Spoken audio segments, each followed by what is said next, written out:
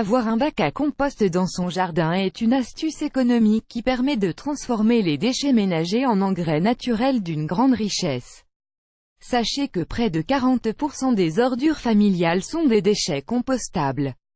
Votre poubelle peut donc facilement devenir une source importante d'engrais naturels et gratuite pour votre jardin. C'est un procédé de fermentation des déchets organiques qui va les transformer en une matière semblable à du terreau inodore et très riche pour le jardin.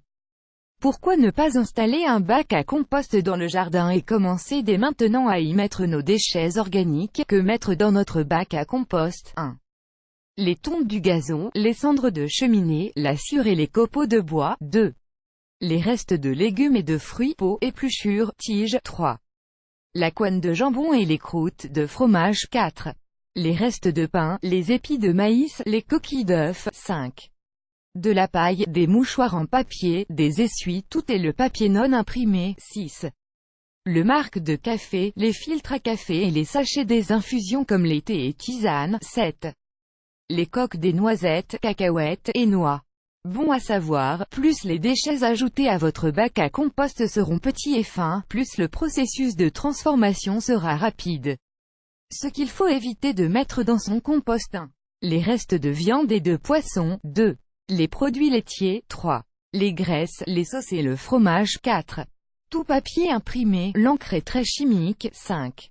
Les mauvaises herbes, les plantes malades. Économie réalisée. L'engrais et tous les produits achetés dans le commerce pour enrichir le sol de notre potager sont très onéreux.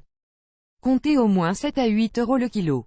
Ce qu'il faut savoir, c'est que, bien souvent, il va falloir acheter des engrais différents en fonction du type de plantation. Un engrais pour les tomates, un autre pour les fraises puis, pour mes rosiers, mes fleurs.